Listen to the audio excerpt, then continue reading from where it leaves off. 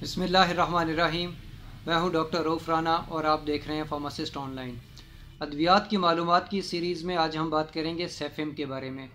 सेफिम capsule और सेफिम dry suspension की form में अवेलेबल होता है। सेफिम 200 mg और 400 mg कैप्सूल की फॉर्म में और 200 mg पर 5 ml और 100 mg पर 5 ml सस्पेंशन की फॉर्म में अवेलेबल होता है। सेफिम के अंदर जो एक्टिव इंग्रेडिएंट या जो साल्ट पाया जाता है उसको सेफिक्साइम कहते हैं। सेफिक्साइम एंटीबायोटिक के ग्रुप सेफेलोस्पोरिन से ताल्लुक़ रखता है। ये 3rd जनरेशन एंटीबायोटिक है। अब ये काम किस तरह करता है, ये जो बैक्टीरिया होता है इसके सेल वॉल पर असरअंदाज होता है और ये नतीजतन उसकी बैक्टीरिया की सेल वॉल नहीं बनती। बैक्टीरिया अपनी सेल वॉल बना नहीं सकता। नतीजतन जब वो सेल वॉल बना नहीं सकता तो बैक्टीरिया जो होता है उसकी डेथ हो जाती है और बैक्टीरिया मर जाता है। इस तरह हम बैक्टीरिया को मारने में कामयाब हो जाते हैं और जो एंटीबायोटिक वाला एक्शन है, यानी कि हम बैक्टीरिया को मार देते हैं और उसका जो इन्फेक्शन है उसको क्योर करने में मदद मिलती है। किन किन कैफियत के अंदर सेफिम का इस्तेमाल करवाया जाता है, उनमें एक सबसे बड़ी कैफियत टॉन्सिल्स, गले की सोजिश, सांस की नाली में सोजिश, गुर्दों में इन्फेक्शन, यूटीआई में इन्फेक्शन, कान में इन्फेक्शन, बाज़ औक़ात ये होता है कि कान से रतूबत बहती है। ये वो कैफियत हैं जिनमें सेफिम का इस्तेमाल करवाया जाता है। अब एक बहुत ज़्यादा पूछा जाने वाला सवाल ये है कि सेफिम के साइड इफ़ेक्ट्स क्या हैं।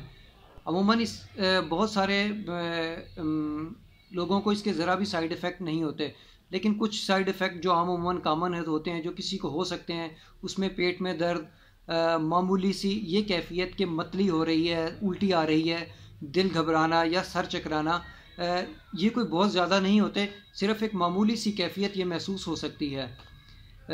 इसके अलावा और कोई ऐसे सीवियर किस्म के कोई साइड इफ़ेक्ट नहीं है जो सेफिम के इस्तेमाल से होते हैं। सेफिम की डोज़ ये अगर ये कैप्सूल की फॉर्म में दिया जाता है तो 1 capsule for a day for 5 days है, और अगर ये सस्पेंशन की फॉर्म में बच्चों को दिया जाता है तो 1 टीस्पून फॉर 5 डेज़। इसकी 5 दिन की जो मिकदार है, जो खुराक है, वो पूरी कर लेनी चाहिए ताकि बैक्टीरिया प्रॉपर तौर पे जो भी बैक्टीरिया है वो मर जाए और इन्फेक्शन को क्योर हो जाए। कहीं ऐसा ना हो कि कुछ बैक्टीरिया मर जाए और कुछ बैक्टीरिया रह जाए। एक इसकी वजह ये होती है कि इससे वो इन्फेक्शन दोबारा हो सकता है, और दूसरे ये भी हो जाता है कि वो बैक्टीरिया चूँकि उस पूरी तरह मरा नहीं होता, वो उसके सेफिम के मुकाबले में क़ुव्वत मुदाफ़त पैदा कर लेता है। नेक्स्ट टाइम वो सेफिम उस पर असरअंदाज नहीं होता। इसलिए एंटीबायोटिक्स या वो अद्वियात जो डॉक्टर आपका या आपका फार्मासिस्ट आपको जितने दिन के लिए कहे उतने दिन उसे पूरा करें। ख़्वाह आपका इन्फेक्शन या आपकी तबीयत बेहतर हो गई हो तो अल्लाह का शुक्र अदा करें कि आपकी तबीयत बेहतर हो गई, लेकिन वो दवाई, वो मिकदार पूरी कीजिए जो आपके डॉक्टर या आपके फार्मासिस्ट ने आपको बताई है।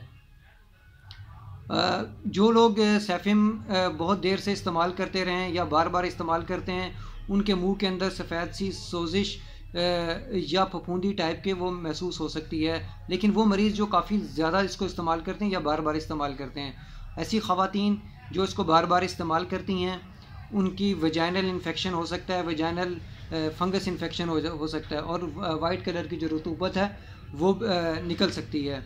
अगर कोई ऐसा मामला हो तो अपने फार्मासिस्ट या अपने डॉक्टर से रुजू करें।